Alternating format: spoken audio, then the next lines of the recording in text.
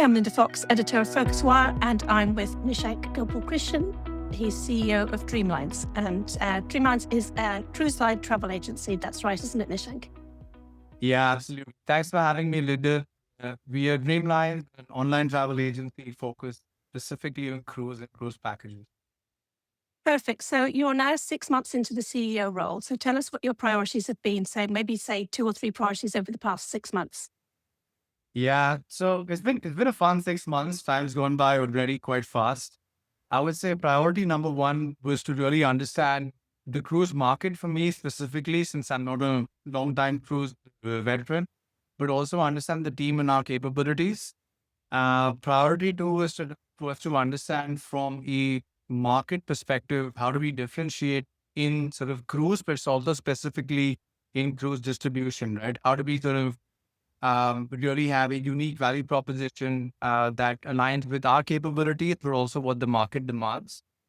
And then I would say point number three is, and this is where slightly different working at Dreamlines compared to working at a publicly listed company like TUI, but to really align our investors and their sort of outlook with where we see our market growing, right? So I think that's sort of the two or three main priorities for me as a CEO since I joined. And you mentioned TUI there. Your previous role was tours and activities at TUI. I know you had roles previously at Make My Trip, and I also know that you have previous experience at a startup. So looking back across your previous roles, what experience do you bring to bear at Dreamlines? Yeah, that's an interesting question. When I look back at my experience, both successes and failures, I think I've been most excited or have learned the most when I've been able to look at sort of a structural gap in the market, and then figure out how to use technology to sort of address it and then monetize that opportunity. So specifically, when I looked at cruise, I found it very similar to tours and activities, but 5 years behind. A fairly complex market, a fairly sort of fragmented market, which is not fully adopted technology and gone online. So I felt there were a lot of analogies with that would help me, given my experience in tours and activities and running some tech startups. But the one part that I thought was the most interesting was more specifically around the opportunity itself. So if you look at cruise today, globally, it's probably 4 to 5% of the global tourism market, right? It's a relatively small part. But if you look at the way customers book cruises or book cruise packages today, I think there's a huge sort of opportunity to improve that value proposition. And that's kind of where, we or me and my team are sort of focused on right now, which is how can we create the next generation of cruise packaging or cruise booking experiences and allows you to book not only the hero product, which is the cruise, but also everything around it, which is flights, hotels, transport, etc., and making it very, very seamless for our customers. Just going back, we'll get into the kind of how cruises are being booked and kind of how you can create those packages a little later. But just going back to what you said about differentiation, how does an online cruise agent differentiate in terms of the offering currently? Yeah, and this is where I think cruise is quite different from some of the other segments of travel that I've worked in before. I think in case of cruise, the three or four large cruise line groups across the world have pretty large market share, right? 70 to 80%. So when you look at cruise distribution and online travel agencies like Dreamlines in that context, I think we have two clear differentiators that we bring to the market for our consumers. First is the fact that we are able to bring choice amongst different cruise lines, different sort of value propositions that cruise lines have in the market, right? So when you're a customer who is a first time cruiser, which is a very, very important segment for us because we introduce people to cruising, we are the ones that help them differentiate between the different cruise lines in the market and the different itineraries, the different sailings. It is a complex product, and having someone like a Dreamlines help you through that, I think is great, as opposed to just being exposed to a single sort of cruise line, right? So I think choice is a clear differentiator. The second differentiator that we think makes a lot of sense is what we're calling cruise packaging, right? When you look at cruise as a standalone product, typically 50 to 60% of the market is cruise being booked as cruise only, where people book cabins and onboard packages, rings packages, etc. But 40% of the market is where customers are actually going and booking packages, which include flights, include hotels, pre and post the cruise, an element of tour excursion, insurance. It is a pretty complicated overall purchase. It's an expensive purchase in many cases, and it lends quite easily to be packaged or to sort of have an advisor help you through all of this, right? So, and that element of sort of having the advisor help you to package this backed by technology, I think is the other space that an OTA like us can really help differentiate in the market versus either our competition or even some of our suppliers. So just sticking with that differentiation for a minute, can you, does AI help you differentiate? And, if differentiation is one of the use cases of AI, can you also sort of give us a couple more, examples of the best use cases Dreamlines has for AI right now? Yeah, as in, how can I not say that AI doesn't help, right? Absolutely, it does. The way we look at AI is, I think overall, strategically, it helps companies like us go faster, given the resources that we have, right? I think that's one super exciting thing. It sort of levels the playing field almost.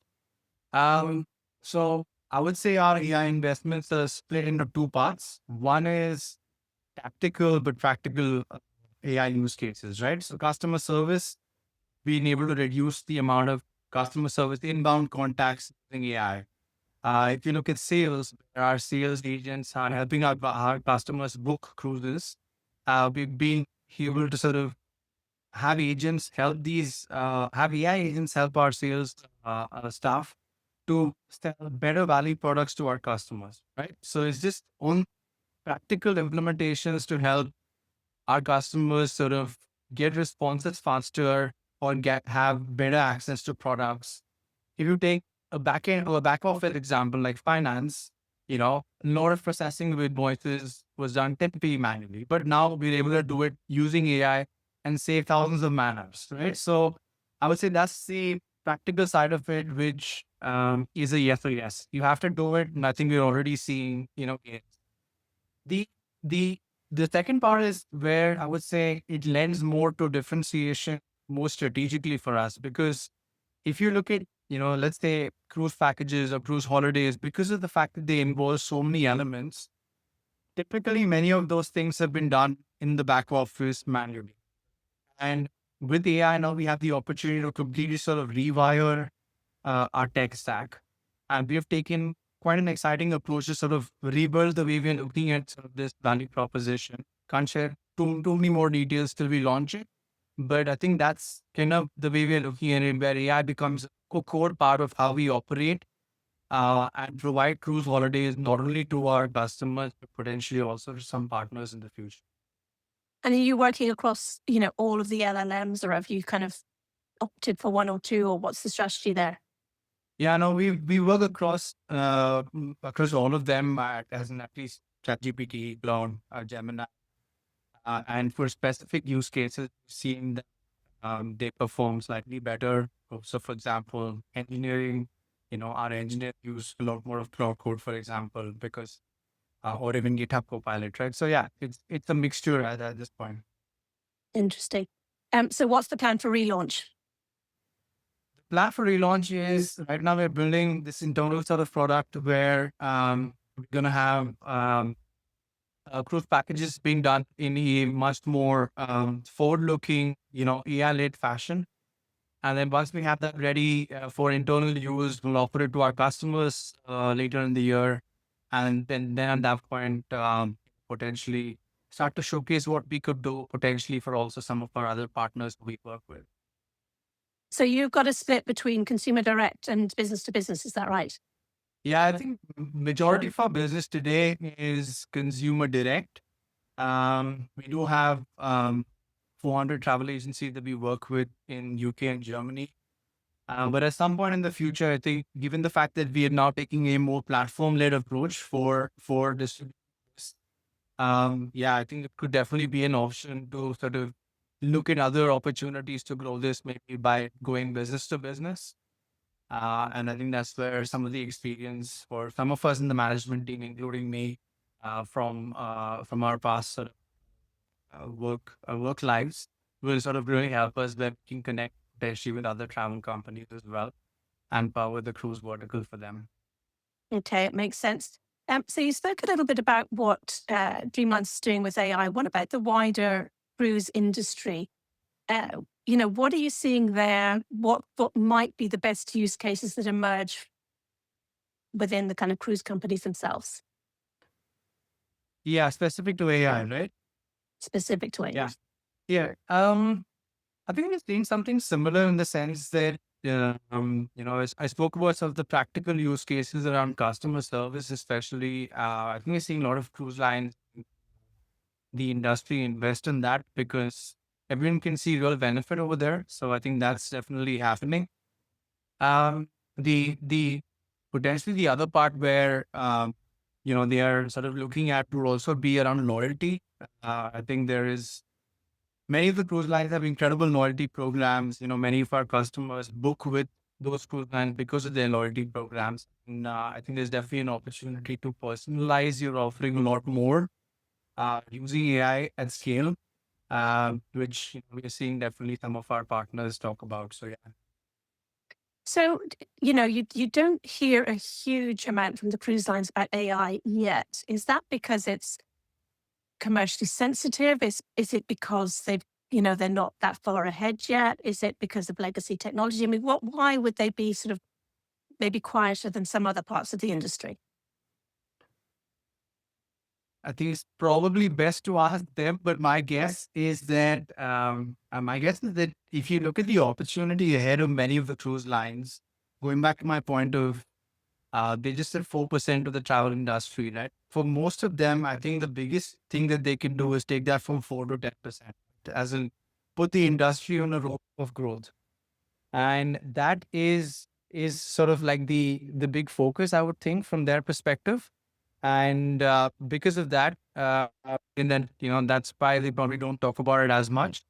But in some of the internal conversations that I've had with them, absolutely, it is something that they're thinking about for sure for customer efficiency and for discovery as well. So, what would you say right now are your greatest challenges as CEO of the company?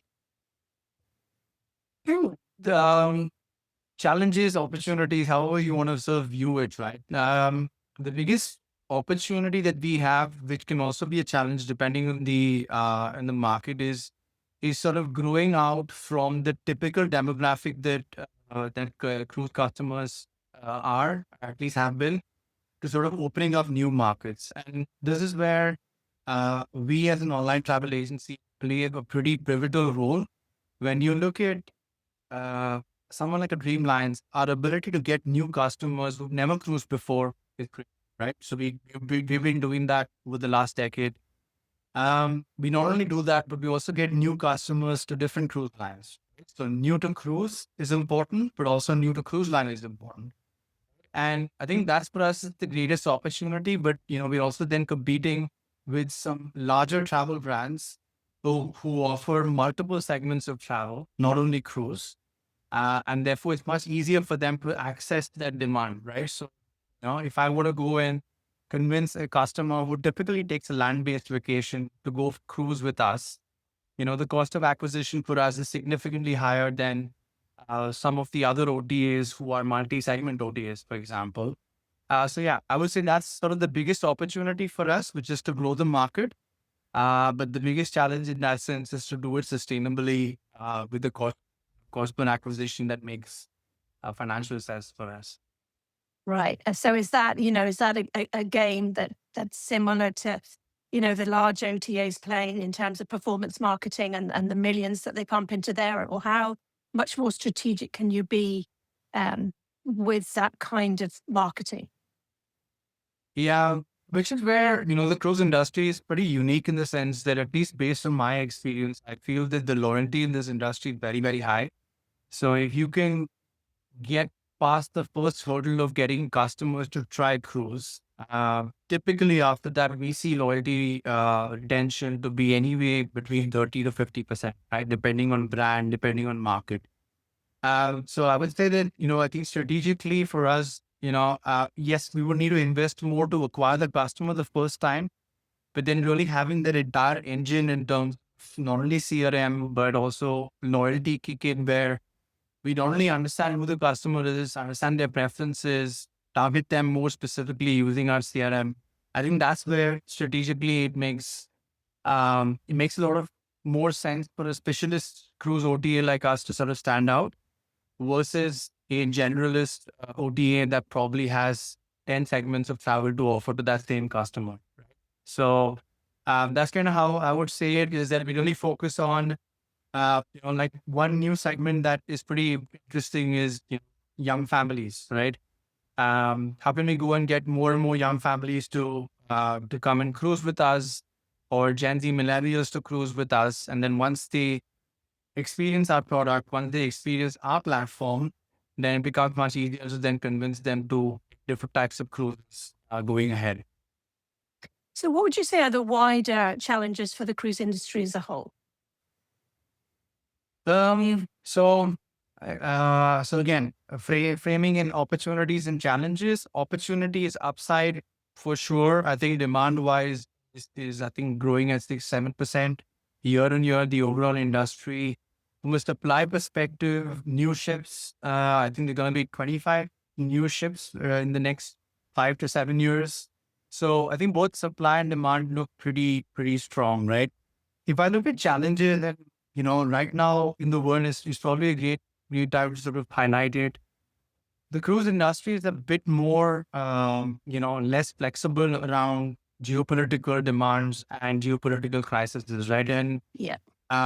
today, there are some ships stuck in the Middle East, and not only do you have those ships and their future itineraries sort of in trouble, or but do you also have consumer confidence in cruising, with people being a little more hesitant to say, okay, maybe I want to think twice, and they hold back their purchase, right? So I think that's one piece there where I think the cruise industry overall is probably not as flexible as say hotels or platforms, right? So I think that's one.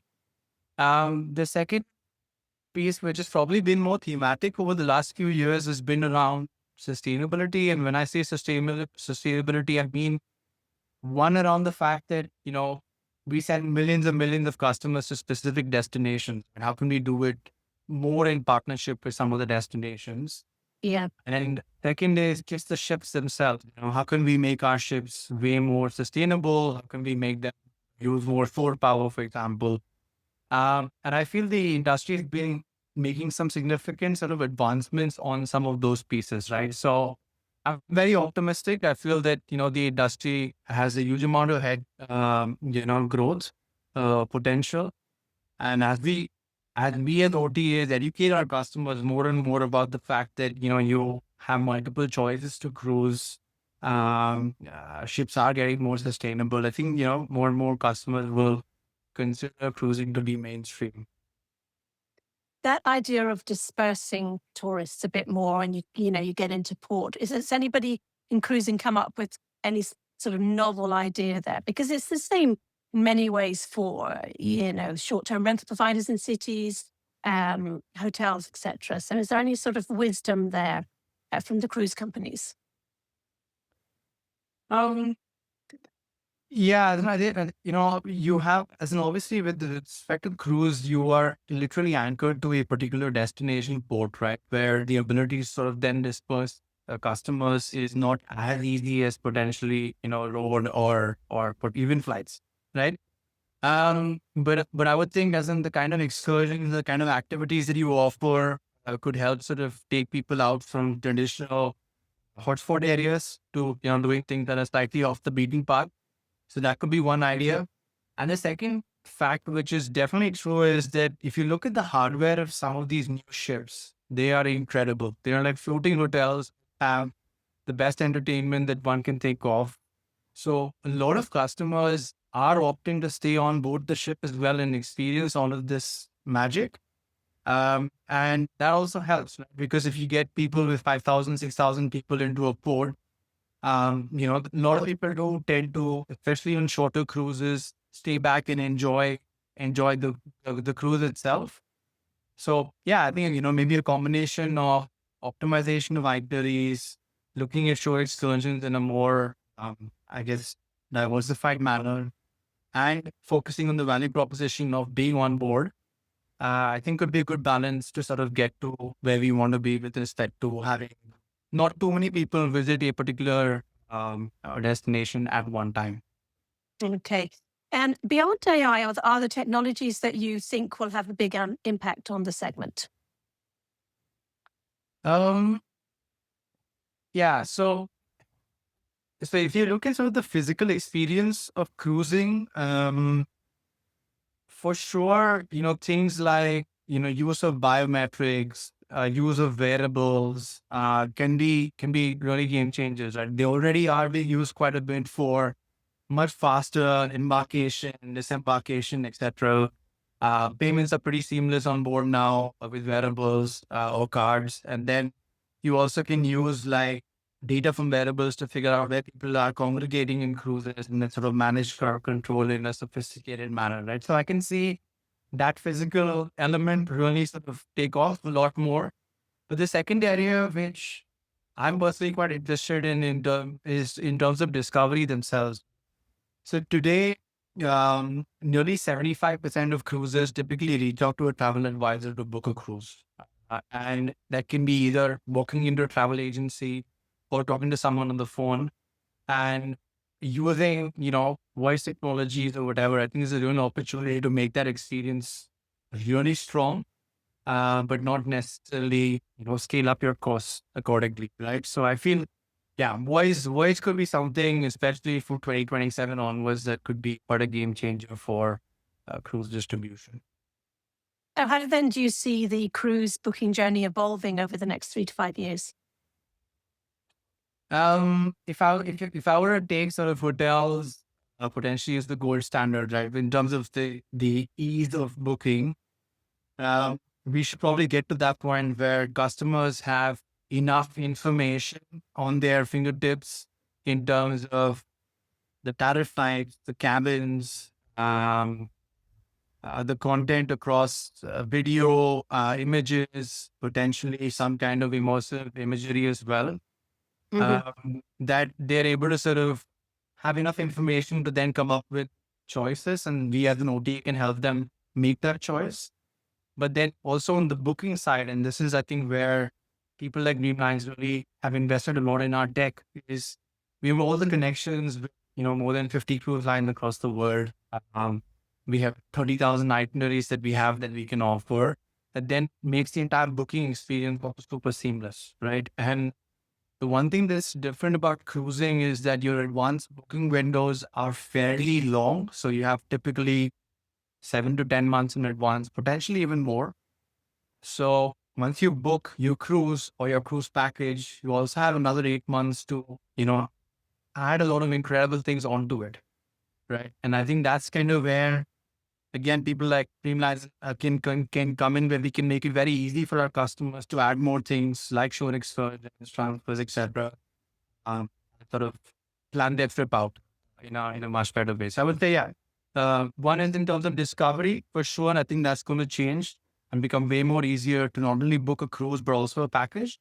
But secondly, on the booking side, I think you will see the booking fulfillment become even more seamless than it is today. Okay. Nishank, I've got one final question for you, and it's not to do with cruising. Well, maybe you're going to make it to do with cruising. I'm not sure.